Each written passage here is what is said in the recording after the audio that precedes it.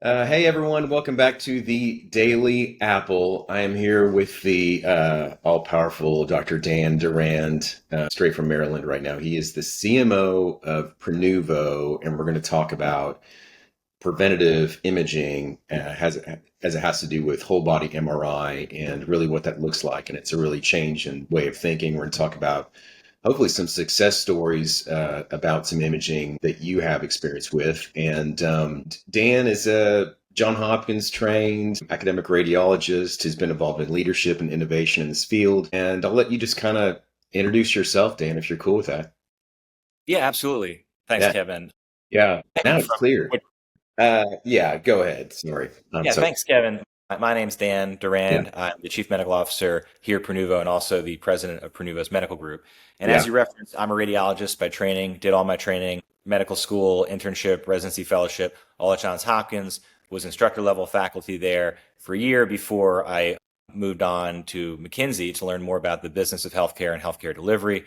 I was at McKinsey for a short period of time, then jumped over to a company called Evolent Health, Hmm. focused on digital health analytics and value-based care.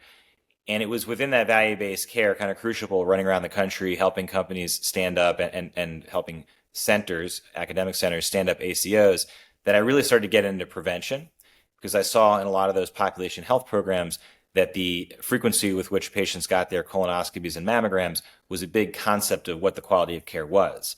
And I also was beginning to get some experience as to how hard it is to get as many of those things done as you'd like. I Yeah. was with Evolent until we went public in 2015, and right around that time, I went back to Johns Hopkins and ran their accountable care organization for 1 year. And then after that, I went to a local health system that was historically affiliated with Hopkins called LifeBridge Health. And I was at LifeBridge for about 8 years, served in the capacity of chair of radiology, chief innovation officer, and eventually chief clinical officer for the system. Um, and about 18 months ago, Yeah. came to Prenuvo, which is a company that referenced is focused on bringing whole body MRI and I would say multiomic data to the masses to really democratize this idea of an executive type physical where we get large quantities of high quality data and we put it for the patient. And this is essentially a direct to patient model. You don't have to have a physician order the Prenuvo study, the whole body MRI, correct? I mean, you kind of, like you said, About you just, 80% of patients just come to us directly. yeah. Um, about 15% come to us through a physician referral or other provider, and about 5% come through an enterprise relationship, but that's also often direct to consumer. And so they're coming to us, and we will pair them up with a provider. So when a patient comes in, they make an order, right? Hmm. They book an exam, and they then give us other information that allows us to assess both the safety for the exam to make sure they're safe to be in an MRI scanner, but Hmm. also the appropriateness of the exam. So if they're coming to us and it's clear that what they really want is something that would be either provided in a less expensive, more focused way, Hmm. or what they're coming to us for, we can't give them, right? So if their reasons for the exam aren't appropriate to the exam, then the licensed providers who review all these exam requests will contact the patient and clarify. And sometimes those still go forward because the patient, when they're fully informed, still wants it. And sometimes they say, oh, okay, you're saying I just need an knee MRI. Let me go get that. But most patients that order actually know what they're looking for. And we find them to be quite well informed. And we continue that information process. The exam gets approved. They then get a medical intake form. It's like a very big structured history that they fill out, give us a lot of information on their baseline state of health. And then they're going to come into the clinic. They'll get the MRI safety screener again, and they will get scanned. One note, there's a small fast you have to do before you come in of about 4 hours, but most people don't find that problematic. It's not one of these 12-hour type fasts. They get scanned on day zero. All right. They'll get their report usually within 5 days if they're getting the whole body MRI scan. In that 5 day period, a board certified radiologist is doing what I call the home inspection checklist for the human body. My dad was a home inspector, so I've kind of Okay. with that idea of like you're going to do something super thorough. That was in my mind kind of the gold standard, Yeah. and creating a new gold standard in medicine where every single organ system has this very very structured way the radiologist needs to proceed through reviewing all the data in the images, and they have to attest that it's either normal with no findings, or if there are findings, they then have to describe them in a very consistent way. And this allows us to have highly structured data. It also allows the radiologist to have a process that helps them not miss anything, right? And it allows us over time to have consistency between radiologists, because that's another thing we know about from our patients is they want something that kind of functions like that Star Trek tricorder, right? It's hard to create that in reality, but that's what they want. They want something that will see everything inside them and faithfully detect the things that are important, and in a consistent way, certainly if they come back to us year after year, give them consistent data. So that radiologist then creates that report. There are additional AI-based analytics if they're getting like the enhanced package that quantifies brain volumes or quantifies body composition. And then all that data, along with any if they got them with Prenuvo and their medical intake form, it flows to a preventative care provider, another licensed provider, either a physician or a nurse practitioner. And that person ingests all this, reaches out to the patient, and then they have a consultation, usually for like 30 minutes or so, reviewing all their data. So again, as patients come into us in a state of health, they're getting a whole body MRI as the kind of linchpin of this larger thing that also includes a detailed history and also can include lab and AI-based analytics. And then they get a preventative medicine consultation. We don't then provide primary care in an ongoing fashion. That's not what we do, right? We are not trying to replace primary care. We are also trying to replace those other wonderful tests I read for us earlier, like mammogram and colonoscopy. We're not replacing them. We are supercharging all of these things so that instead of just getting the 3 or 4 organ screen that the USPSTF has guidelines for, people who are interested can get everything. Yeah.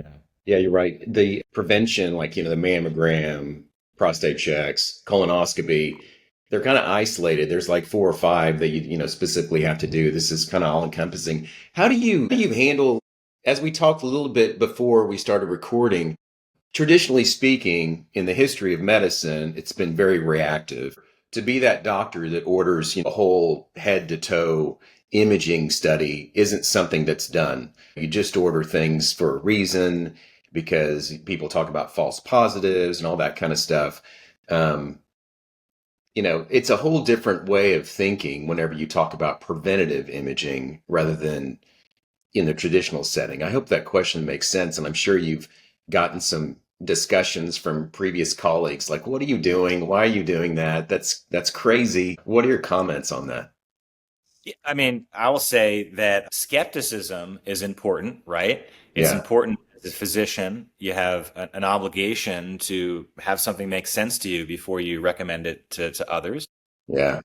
And so I applaud people whenever they have any kind of skepticism. I think cynicism, right, or being closed-minded, I Yeah. think those are bad things, right? And so it's important for each of us as we develop our ideas as adult learners who are physicians Mm-hmm. to keep an open mind, right? Mm-hmm.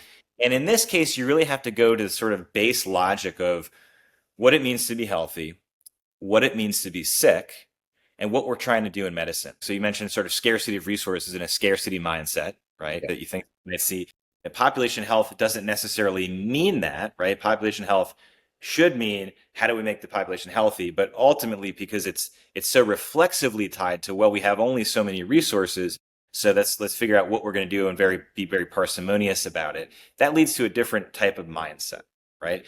But if you start at the very beginning with we're in medicine, presumably to help people. People are happiest when they're healthy, right? We know a surprisingly little about that state of health versus the states of disease that we want to repair or extract them from, right? You and I, we both went to med school, right?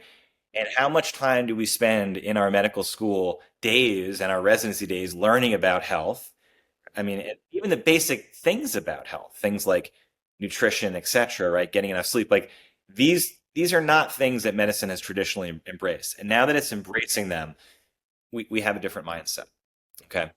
So the crowd that's doing this, the crowd that's sort of saying, hey, I want to maintain that state of health that I had. And for most people, it's going to be a snapshot in time of how they wish they could stay between the ages, physically, between the ages of 20 and 30, not necessarily mentally or emotionally. And that's when we sort of reach our peak and we're done growing and the aging process, the slings and hours of time haven't really, wrought their havoc yet on us, right? And that's part of what we're doing here at Prenuvo is we're gathering a lot of data. And first it's with whole body MRI because that's so powerful and honestly such a convenient way to gather a massive amount of biological data. But we're talking about doing it when people are healthy and they're feeling well by and large. About 70% of our patients would describe themselves as feeling well and healthy and doing this exam for proactive reasons.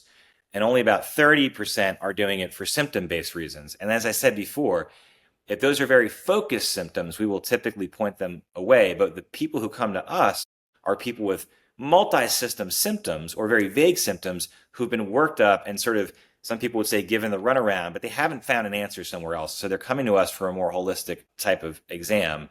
And often we can lead them in the right direction towards an answer if one is to be found. Yeah. But getting back to your question, so we have these people and they want to understand their health and they want to maintain their health. Yeah. And a very logical thing to do is to say, well, let me get a picture of what that looks like. What is my baseline? What is going on inside of me? What is my body composition? What is the status of each of my organ systems? So part of what's going on with Prenuvo is a baseline. And we think it will be part of a larger multiomic baseline as we get to what primary care or healthcare looks like in the future, which I'll get to in a second. The second thing is people want reassurance, right? They want reassurance that they've done everything they can do for themselves to figure out if something really bad is about to happen or may eventually happen. This is a very natural human need, right? And it's a large part of what drives prevention and drives health to begin with. When it goes beyond what conventional medicine has achieved so far, people start to call it worried well, which I think is a pretty garbage term that we should describe. And I'm not sure if we can kind of kick that around later on, but I don't think it's a very precise or compassionate term, right? So I think proactive people are trying to stay well. And I think by and large, if you look at the ones in your life, they do pretty well at this. And you could call them worried, but they're sort of attentive to their needs and they're trying to Attentive and informed. Yeah. Yeah. Go ahead. And the third thing is it's sort of innately linked to that need for reassurance is that most people who we are imaging in a state of health will wind up being well. Most of them will get that reassurance, which has tremendous value. Some will get something else. They'll find out they have a condition. Could be acute, could be chronic, could be small, could be very serious. About 1 in 20 or 5% of the total are going to have MRI findings that could foretell a potentially serious thing, like a large aneurysm or a worrisome mass that could be cancer or white matter disease or a cardiac issue, yada, yada, yada. There are many potential things, but it's about 1 in 20. About 1 in 5 or 20% will have a finding where they should see a physician. So if you think about it, there's sort of that roughly 80% getting either partial or complete reassurance, 20%, hey, you need to see a doctor, and I say weeks to months, right? And I'll give you an example, like let's say it's fatty liver disease, right? We know, a crazy thing in this country, we know we have an epidemic right now of people getting serious liver issues from fatty liver disease. Now, that's the tip of the iceberg. The bottom of the iceberg is that over a third of our population has some degree of fatty liver disease. What percent of people know they have this? Yeah. Something like 5%. Yeah. Right? And so this really big health problem being driven by a smaller health problem, none of it good, right? And almost no one knows they have it. And there's not a real effort that I'm aware of to screen in an accessible way. So one of the things Prenuvo is doing is MRI is great for that. MRI is like the best thing other than biopsy, which you generally don't want to do to the liver if you don't have to. MRI is a great way to know if you have low-grade fatty liver disease or high-grade, honest. But most have, thankfully, low to moderate. And so that would be the prime example of what we find in that 20%. Our incidence of people in our population is well below the 35% or so that I've read about nationally, probably because the proactive set has slightly better BMI and eating habits than the general population is my guess. So that's about 15% of people are going to have like the finding that's you see a doctor in weeks to months. 5% are going to have that finding you want to see a doctor with in days to weeks.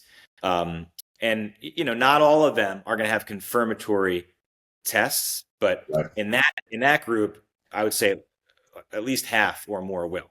So we're finding serious things that are then dealt with in around, let's say, 2 to 3% of the population.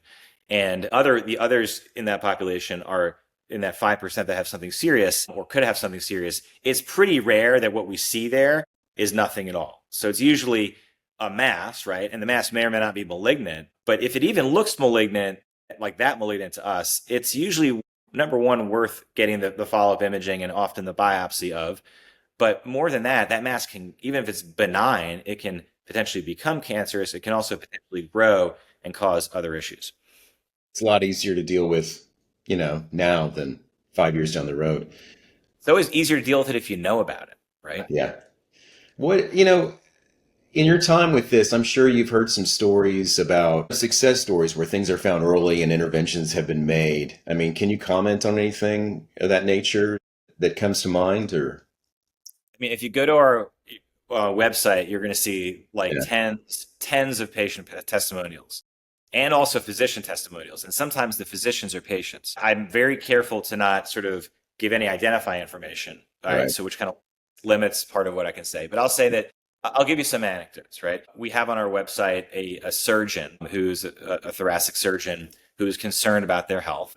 They got a Prenuvo scan and we found a lung cancer that needed to come out in that same person, right? And she feels that we've saved her life. She's in a pretty good position to judge that, right? Being a surgeon, not just a doctor, but a thoracic surgeon, which is, as you Yeah. know, takes like a decade or so of training after medical school to attain that level of expertise. Yeah. So this idea that we're out there and that the people coming to us are sort of like these medically naive people that we're giving information to that they don't understand. I mean, this is something doctors are concerned about.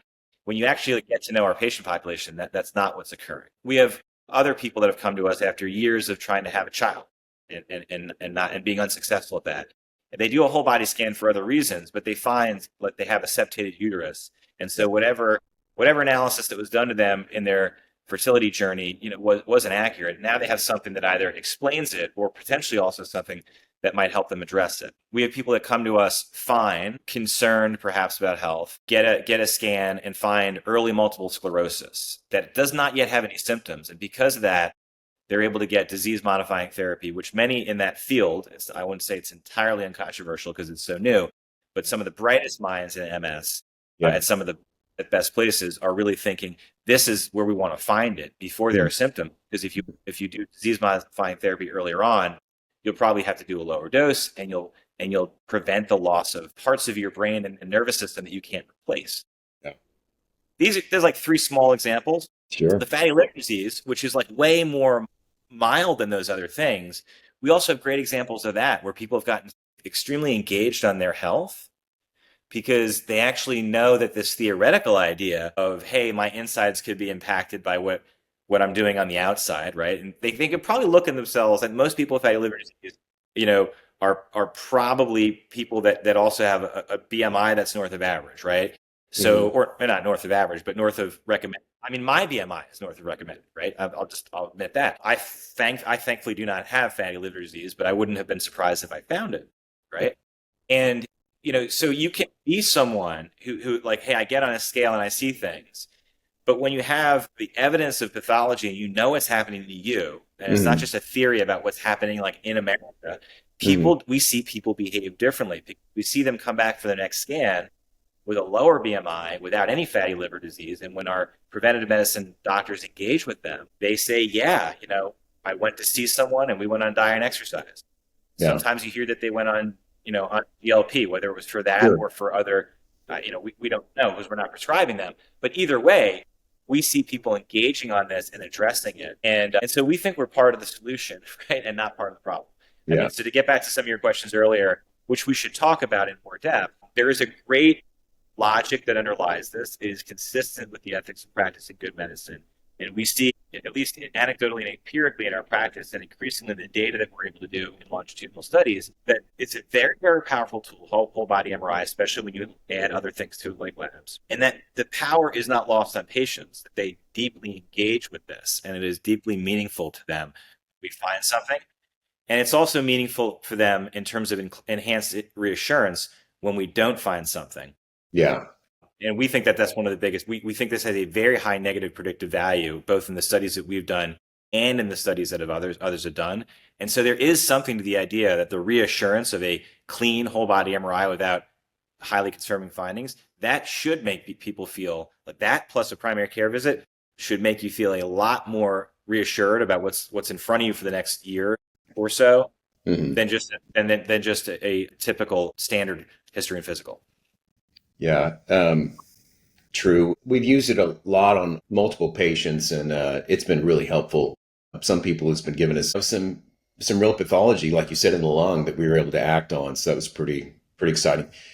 And I don't know if you knew this, I just had mine done last Saturday.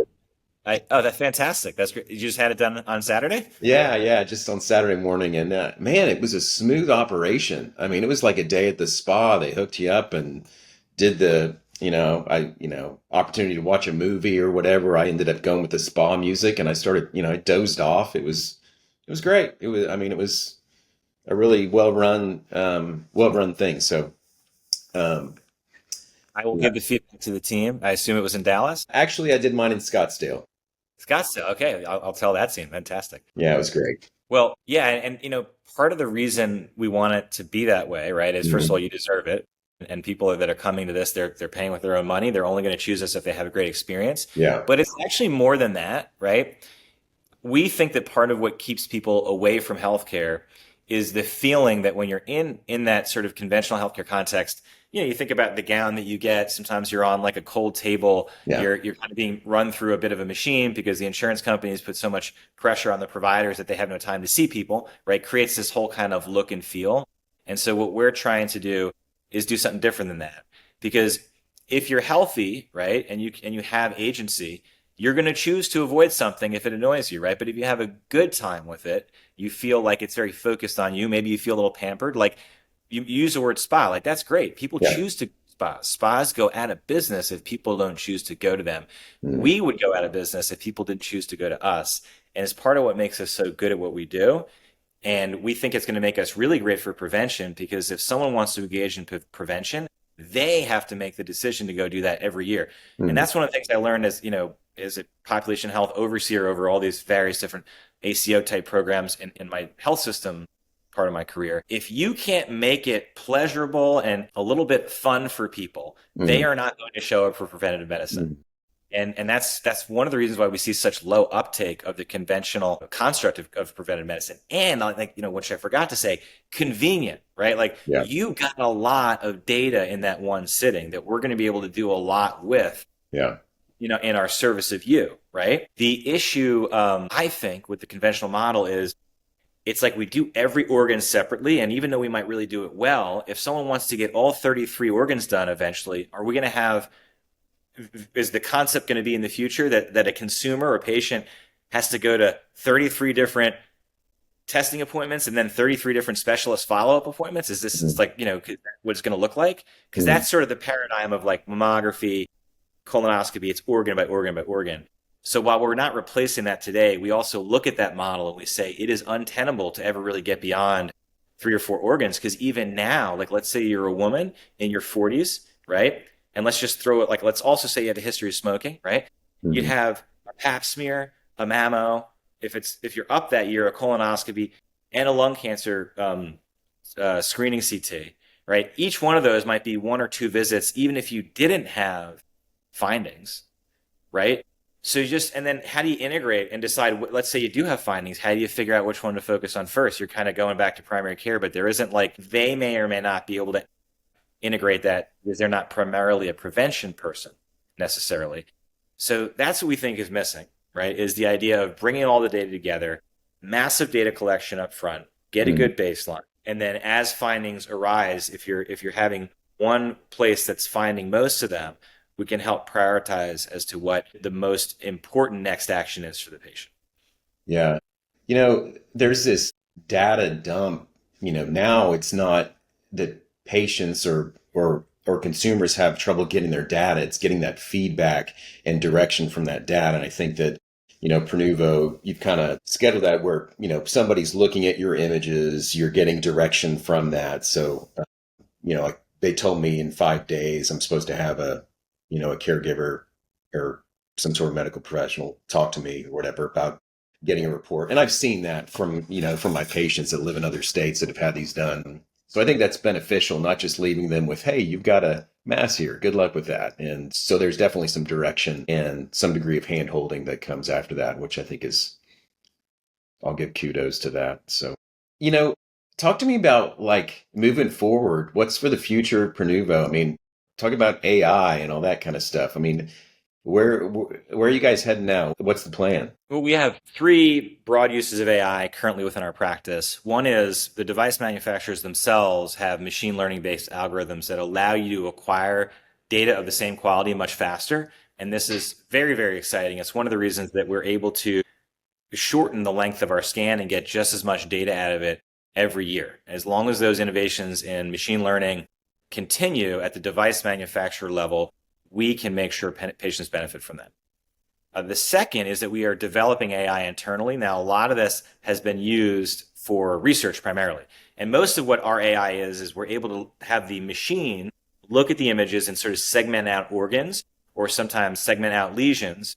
And then we're able to look at large populations because we scan like 150,000 patients. And so the subset in whom we have permissions for doing that type of research, in anonymized data sets, we have these AIs look through, and we can do all sorts of interesting correlative studies.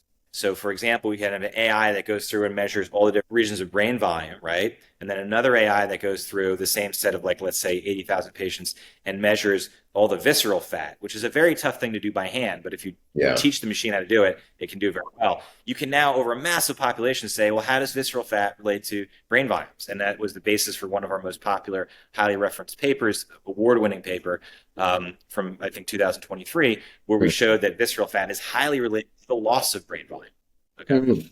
So we're validating long-held hypotheses with this on the research side. And we are starting to translate some of those same capabilities into products for patients. So our first product is an FDA-cleared body composition algorithm that will take the whole body MRI and we'll look and see how much visceral fat, how much subcutaneous fat, how much muscle, does some quantification of different muscle groups, also looks at liver fat, and is able to give information that compares that patient versus age and sex-adjusted population norms. Yeah. So that is our Mark One of an internally developed product. And then there are third-party products that we also use. So in the brain, from a separate supplier that has a lot of experience, we have a product where patients can, within the enhanced scan, they can get the different regions of their brain quantified, and we can tell them for a baseline, how large are the different parts of your brain relative to age and sex matched and body weight adjusted peers.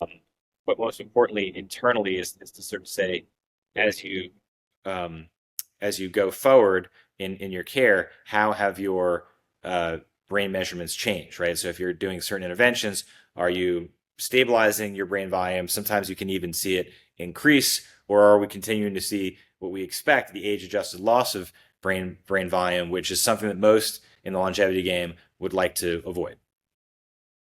Yeah. So, Dan, there's an overload of data for patients to have in today's world and not much direction after that. I see that all the time. I get people with these, doing these programs. They got all this information on their phone. I'll see them at a party and it's like, what do I do with this? I don't know. So you guys you do have that dialed in. I've seen with the patients that have done that and used Prenuvo scans, how there's a follow-up there and direction and concerns, where to go for that. So people aren't left with just data and not knowing what to do with it. So they're not left hanging, which I think is really useful in the world today of overload of information. So I agree with you, Kevin. And a lot of people don't realize this because they think about the scan, they think about the visual that we provide.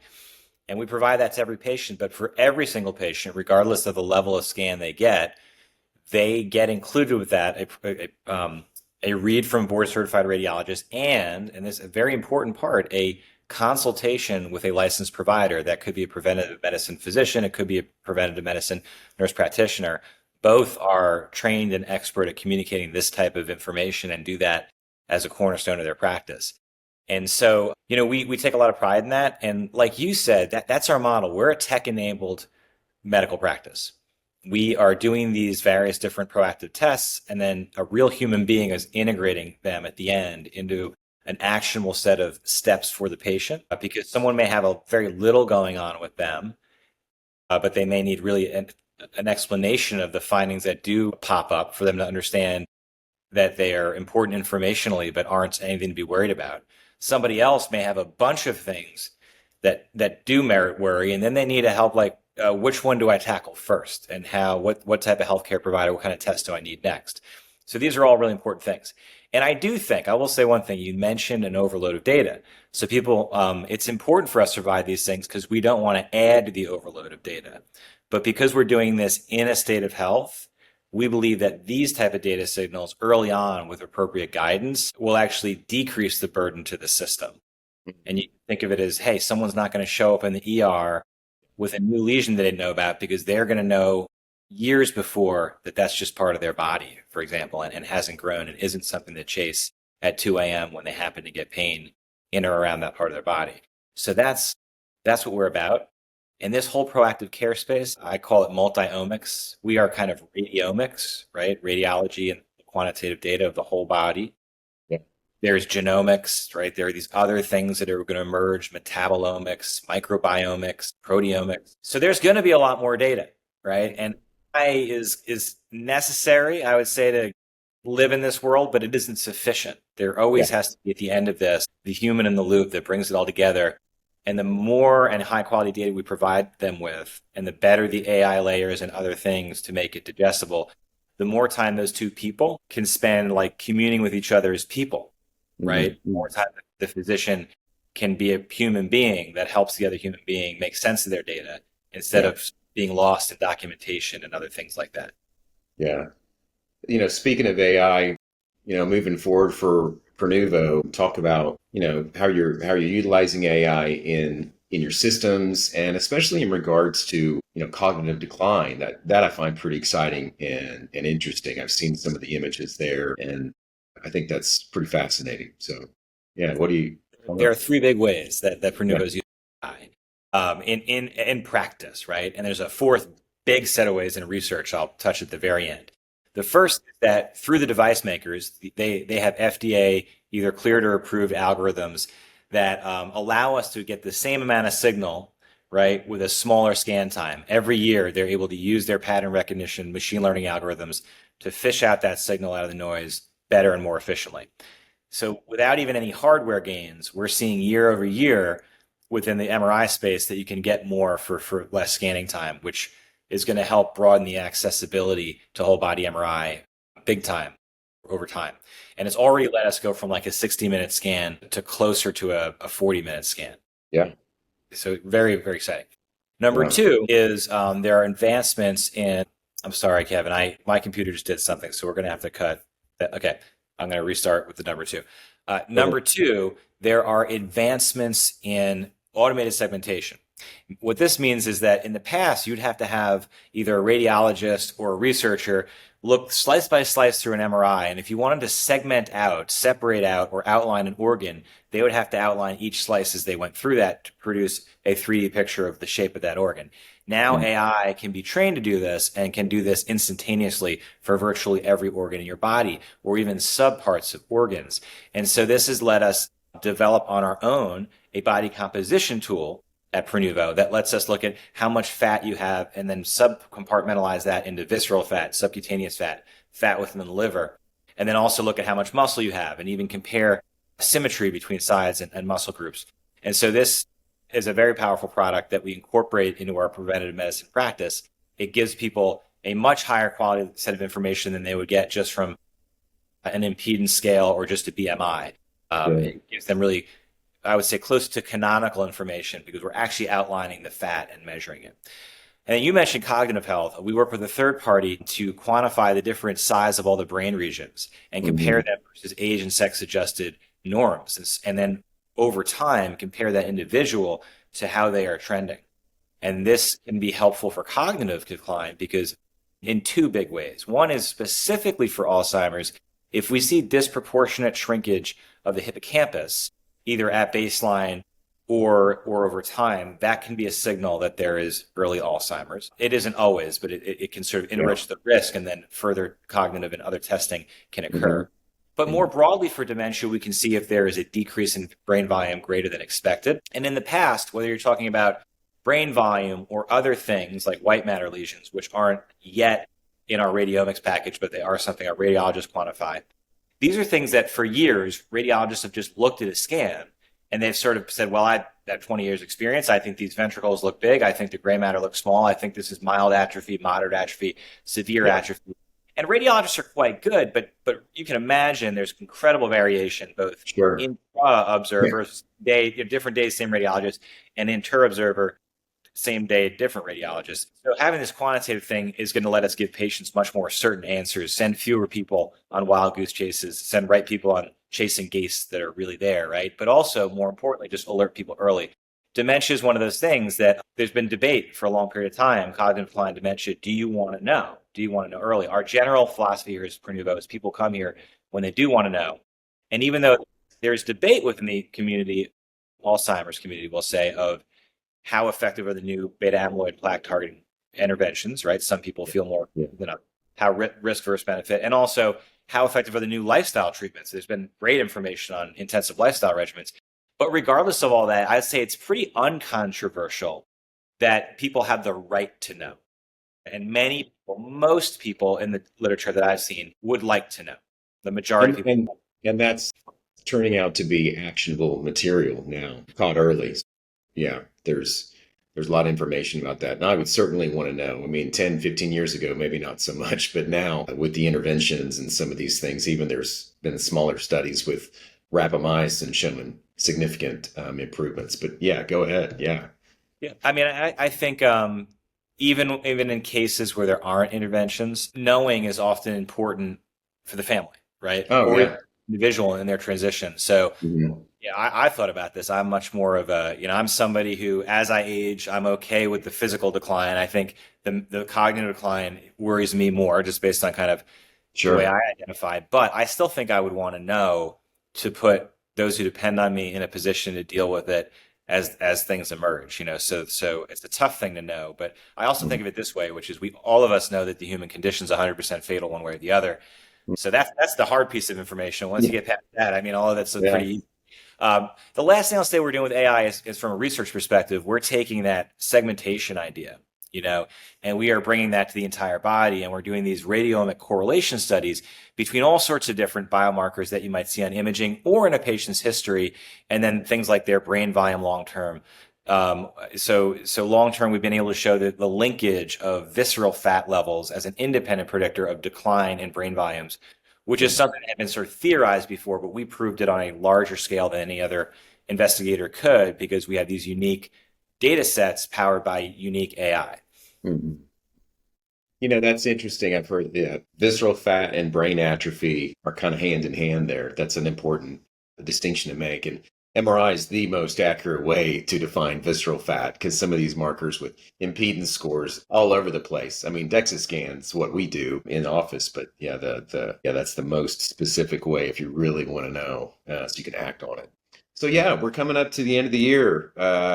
People have HSA dollars that need to be used. I mean, I can't think of a better way to do something useful. I mean, this is definitely. It is a time of the year where we get very busy. I Yeah. think we get very busy at the end of the year. I think for the reason you referenced, where we are HSA compatible. And so a Mhm. lot of folks who are proactive about their health, they choose to act on it toward the end of the year when they know that they're Yeah. unlikely to have an acute issue that calls for those dollars. We also see a lot of activity at the beginning of the year, I think, because we're sort of part of the set of things somebody might do, on a New Year's resolution. I want to get ahead of my health. I want to see my primary care doctor. I want to go to the gym. I want to really have the courage to look inside me and get ahead of my health issues, is becoming something people think about at a certain age in January. Yeah. Yeah. Well, well, cool. Well, so I guess wrapping all this up, Dan, how do people find Prenuvo? How do people find you? How do people find out more? Absolutely. Well, I mean, if any docs or anyone on the research side are Mhm. interested in contacting me personally, I'm a big LinkedIn person. That's my main platform. You can always Mhm. just message me on LinkedIn. That's the easiest way to get in touch with me. But Yeah. more importantly, to get a Prenuvo scan, www.prenuvo.com, Prenuvo. And it is a pretty seamless online booking package. There's also a chance for people to dig deeper online, learn about what we do, hear testimonials from both physicians and patients, and some patients who are physicians themselves, who had amazing changes to their health trajectory through a Prenuvo scan. I think it's a great place to go, and it's an easy way to book. And then there's also contact information if someone wants to talk to a patient to further kind of consider, pluses and minuses or learn more about the scan experience. They can call us directly off that site. Yeah. I will say it's a pretty seamless, well-oiled machine. It's super, super smooth and easy with my experience. So anyway, well, Dan, I really appreciate your time, and this is great information. I appreciate what you're doing. It's super awesome. So Thrilled to be here. It's a pleasure as always. yeah. Okay. Well, thanks, man. I appreciate it. See Yeah. you guys later. Okay. Take All care. right. Bye.